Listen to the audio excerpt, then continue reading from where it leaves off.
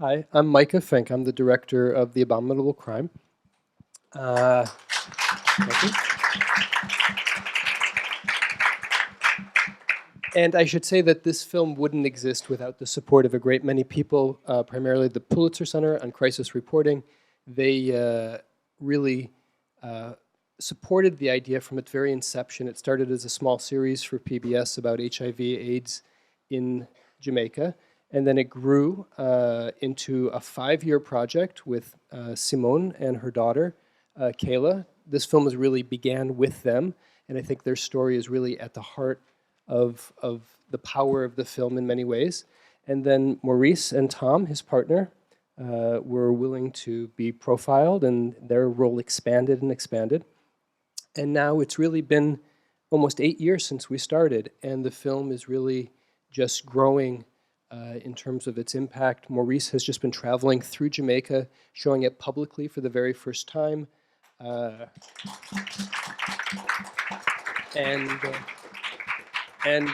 I'm honored to be here. So. I am Dominique Jackson. I'm also known as Tyra A. Ross. I've been an entertainer in the community for quite a while. Let's just say more than a decade and a half. I also wrote a book called The Transsexual from Tobago, revised, and I act. I was recently signed to Apple Models Thailand, and I'm an advocate and activist, I guess. So yeah, but I must say that this project is really near and dear to my heart, or else I wouldn't have gotten dressed and gotten on the train and walked in my heels. But I just want to say, Mohammed, your team, you guys have done an amazing job, and thank you for what you have done. Looking at this was really awesome. My name is Renella Pereira, also known by Gail. That's my middle name. I don't have quite a long list of things I've done over the year for the LGBT community, but just being a part of it, period, is the world's most awesome to me. And when Mohammed and Krishna reached out to me to do the project, I was more than happy to open up about anything and any questions they had to ask me. My name is Skylar Manchun. My friends of the West Indian community call me Shami. I've been a dancer, a Bollywood and chutney dancer in the community for about 25 years. And right now what I'm doing is I work in a workshop called Momentum Education. And what it does is really is about coaching people to live their best life, whatever that means. And a big part of it is self-acceptance and really looking to see how they can step out of themselves and really show up in the world in a way that's positive for everybody. So I'm Jamaican, which means I'll be very flashy. So we'll start with the flag.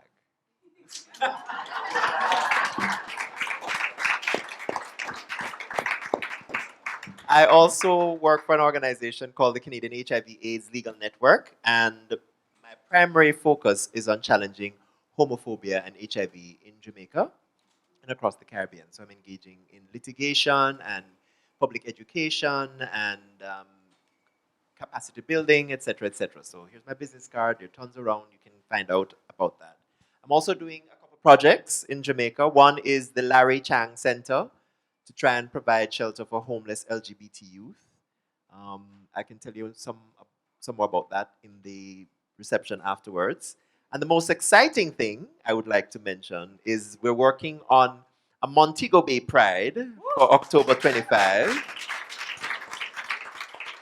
And I have a fellow Jamaican in the house, Michael Forbes, who I'm sure if he were there, he's party promoter extraordinaire in New York. So these are the things I'm working on. I'm happy to chat more about it in the reception time. We wanted to ask Micah the history, to go a little bit more into the history of this project. It took about 4.5, almost 5 years, I believe, to complete it. So tell us a little bit about that journey. I'm a journalist and a filmmaker. I've been making films for about 20 years now. And about 8 years ago, I was commissioned by the Pulitzer Center to do a series of short films about HIV/AIDS in Jamaica. Jamaica, you may be aware of, has one of the highest HIV infection rates in the Western Hemisphere. particularly in the gay community, the gay male community. The year I went had just tested and was reporting a 32% infection rate. So 1 out of every 3 gay men in Jamaica is HIV positive. And the question that the Pulitzer Center asked, and that I tried to answer in that project, was why that was. What is it about Jamaica that would enable it to become this really concentrated zone of infection? And we learned many, many things, but one of them is that, as you all probably know, HIV/AIDS is an opportunistic infection which tends to strike the weakest members, the most vulnerable members of a society. And that in the United States, that's black men, black women, right? There are concentrations within certain groups, and there tend to be the most disempowered groups within a culture. In Jamaica, clearly, that's the gay and lesbian community. And the reasons, as you saw partly in this film and in the other work, if you want to see it online at the Pulitzer Center site, is that there's a culture of homophobia that's become connected to nationalism. There's a religious fundamentalism that's come to identify itself as an anti-gay fundamentalism. There's a public health system. There's a legal environment that criminalizes homosexuality, and a public health system that has taken that to mean that they can't do any public education targeting the gay community dealing with HIV/AIDS, so there's no public education going on. And so all these things sort of build on themselves and ripple, and that's how you end up with a deeply concentrated. And there's also a musical culture that honors anti-gay violence, beating up gays and lesbians. And so you sort of have the perfect storm in Jamaica of this cultural collision that results in great violence. What we've been amazed by, I think, showing the film widely around the world is I don't think it's unique to Jamaica.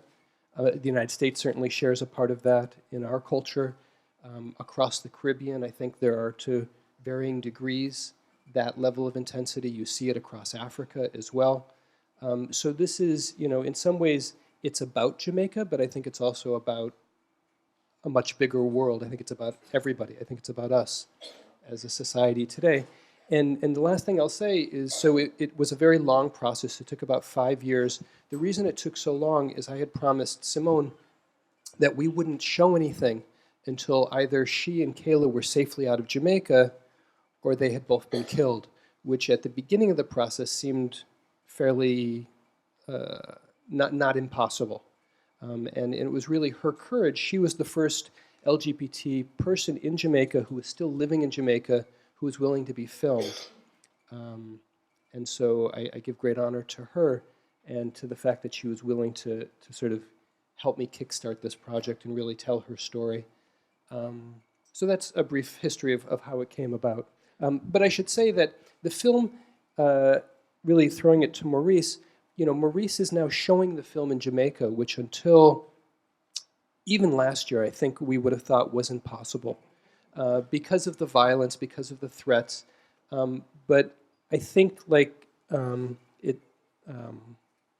lawyer in the film, Lord Gifford, says, during a period of change, it's impossible to know where you are, really, and then suddenly change happens.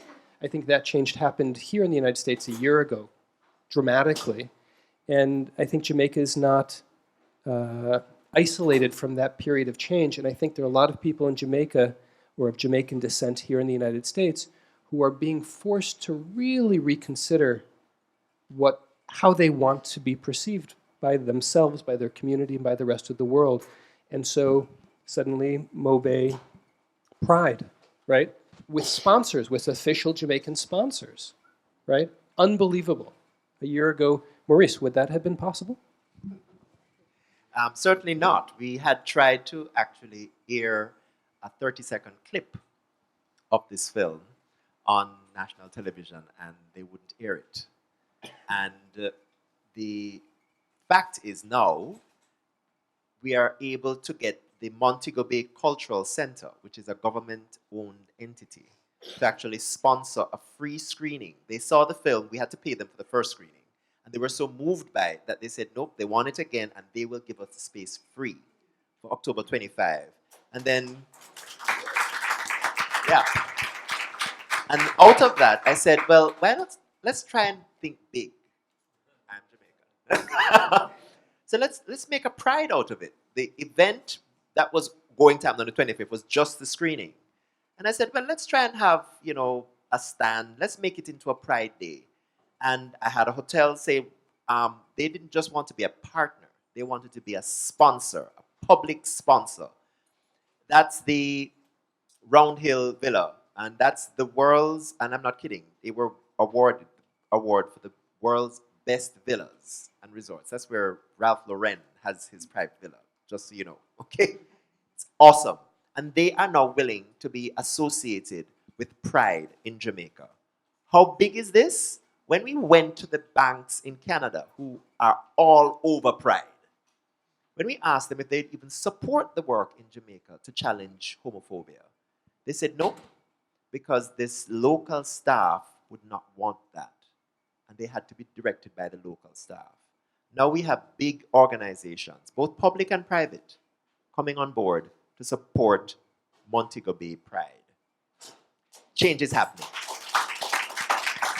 And I do have a question for Shami. Shami has been in our community for quite a few, I wouldn't say long, but he's been through the changes in our community. And I wanted to ask you, why did you now choose to share your story with our community on this public platform? And I felt that I was at a point in my life where, to me, growing up, the person who beat me down the most was myself. And I eventually, there's a comfort in living your truth and really in putting it out there so that it makes the road easier for someone else. Hi. Good afternoon. My name is Rohan, host of a television show, and I write for a local newspaper. So the documentary that Muhammad aired was amazing for me in the fact that I never heard so many references to hell in my life. So this question is for all the panelists. For those who, I can't imagine what it's like to always hear from friends and family that you're going to go to hell. And one that struck a chord with me was the 7 hells. I think that was Ms. Pereira. I think you were supposed to be going to apparently 7 hells.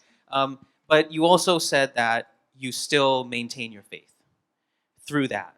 And for all the panelists, if they feel that they would like to answer, what is it about you that still keeps you connected to your faith despite always being put down all the time, especially from that religious right standpoint? Most recently, I've got so much into history, not just any history, just more of like where we as people came from history, like before any religion, period, history. And for me, it's like, I realized that it's just more about your happiness. I think we're put here just to be happy. If not, then why are we here? We're building things. We're so obsessed with all this money and all this energy and all this stuff that's really not even going to matter to us once we die. So why not just live your happiness now, regardless of your race or your gender or anything, even your religion. For me, that's been a big deal for me over the past 2 years because it's like, okay, you're Christian, but then you're condemning everyone. You're this, you're condemning, and why? Why is everything such a condemn, die? That in itself is supposedly a sin. You shouldn't judge. Judgment itself is a sin. Gossip is even a sin. So I guess we're all going to join each other in hell someday. Well, I will have to say that for me, what happened, and being transgender, I think they have 14 for us. Right, it's double. I had to really get to understand myself. And like I said in the film, it was when you come to an understanding of yourself, and for me, a lot of Caribbean people will tell you, you don't go to therapy. That is something you don't do. We will go down the street and talk to our neighbor on the bridge and all that stuff, but we will not go to someone who cannot, by a confidentiality clause, spread your business. So what I did was I went to therapy. And in therapy, I started understanding myself. And I started to realize that we have to look at where other people come from at times and not just live in the moment of that aggression and the animosity that they throw on you.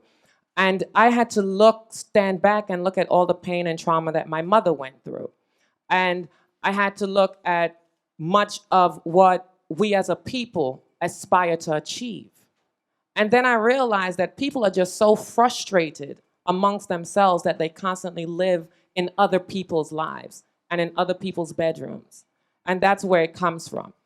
And once I realized that I was the one with the power because I was doing something that many people could not do.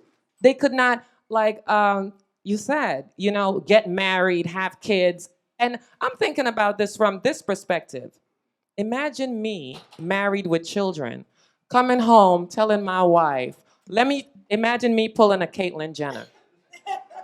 It's not gonna work. So what it came to was I realized that I'm me, and no one can grant or take God from me. So therefore, their issues were their issues. So now I just stand in a place of pity. I'll try to help you if you feel I'm going to hell. But me going to hell is just your thought. It's just what you would like to see. It's not actually what's going to happen. In both of the films that we've seen, both films I think can be considered educational teaching tools to be shown.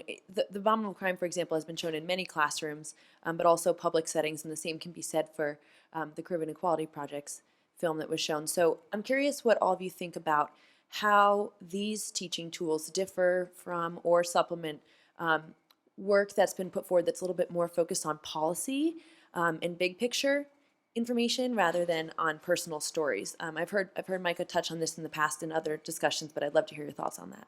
I'm just going to give the experience from the screening that took place in Montego Bay most recently of The Abominable Crime. So we had the ad for the film in the most popular newspaper, and it was very, open-ended. Is Jamaica anti-gay? Right? It wasn't going to be a direct discussion, just come and talk. And someone came, said she took several buses, etc., to came because she was intrigued. And she got up during the discussion period. There was no panel. People just were allowed to share responses. And she said she learned so much. She was so moved. She was transformed in that hour and a half. And this is someone who had done social work at university. So she had all the policy, all the theory. She knew gender, blah, blah, blah. But she heard the stories. She saw Simone. And she left there transformed. Of course, crying, as most of us would have done. I still get emotional watching that film. And that proved a point which I think Maya Angelou says very poignantly. You'll forget what I tell you. You will forget what you read. But you will never forget how I made you feel. I think as a journalist and as a filmmaker, I think the conclusion that I've come to and is reflected in this work and hopefully the other stuff I do is that it really is about sharing a human experience with somebody that you can relate to, even if you think they're not somebody that you can relate to. And in the many screenings that Maurice and I have been through countless high schools and a few universities, what I love, we were in a particularly tough high school outside of London about a year ago. And when we came in, I think there were 600, high school students, and it was mostly black, mostly Muslim. And when we walked in, you could feel the tension in the room. It wasn't unfriendly, but it was tense, and you could feel the energy there. And by the end of the film, the first question that came up was about a mother and her child. What was it like for Kayla to be separated from her mom? It wasn't about being gay. It wasn't about being oppressed. It wasn't about being the subject of violence. It was about a mother and a child. And then the other questions that came out were about Tom and Maurice and how could Tom possibly let Maurice go to Jamaica? And, And how wonderful it was that Tom, who thinks Maurice is an idiot, right, is still willing to go with him and be there with him. And isn't that a wonderful relationship? Isn't that what we all want our partner to do, right? And I think, so it's a long answer to a short question, but I think framing these issues not from a policy perspective, not even from a gender perspective, but from a human perspective about relationships. I love the fact that the movie begins with Simone giving Kayla a kiss, and it actually ends with a kiss as well. And I think that's really what the film is about. You know, you may differ from Simone in how you think she should live her life and who you think she should be involved with, but she's a really good mom, right? And I think that comes across. And the relationship that she has with Kayla comes across. And I think ultimately that's the heart of experience. And I think that's what we're all connecting to. And I think, so rather than throwing facts and rather than throwing, you know, policy and rather than throwing opinions, I think if you can present human experiences, I think that ultimately takes you further. From my experience, working alongside some people who have input policy, some people who believe in just policy, people who just go on legislature and stuff. The thing is that we have a lot of people who are extremely educated, but they're not connected to the community. When you have stories that are like this, I think they need to go hand in hand. Policymakers, legislators, all that stuff, congressmen, everyone. They need to realize that the people that they're representing are everyone. It's not just those that have the capacity to vote for you or those that have the capacity to fund you. And the thing about it is as I worked with the Bronx Community Consortium and I work with the Bronx Borough President from time to time, I realized that a lot of people have no idea what is really going on. And when they pass laws and all this stuff, they're not considering who they're really passing these laws for. And when these people, if policymakers would be able to see this, would take this and use that to shape their legislature, to shape the laws that they put into society, into our communities, then it will include all of us. It would not just be something from the sideline. So I think they both need to go hand in hand. We need to work together. To add on to what Tyra says, this is an extremely important tool because when someone in an audience is looking and hearing our stories, someone may be saying, that's me. That's my father, that's my brother, that's my uncle. And they're connecting to it in a way that policy is not going to connect. We've made advancements because we were each coming out and telling our story one by one. And our uncles and aunts and people that were in our lives are saying, wait, their voice needs to be heard. They're equal to us. And that's what ended up changing policy. So we do it one person at a time. And you know, let me just add one more thing. I think we live in a media age where we all watch and see so much that it just washes over you. And the thing that stands out is the one that makes you feel. And that's, I think, how you rise above all the noise that we are constantly filtering all the time. Guys, we just want to thank you again and really appreciate you all being here and sharing your thoughts.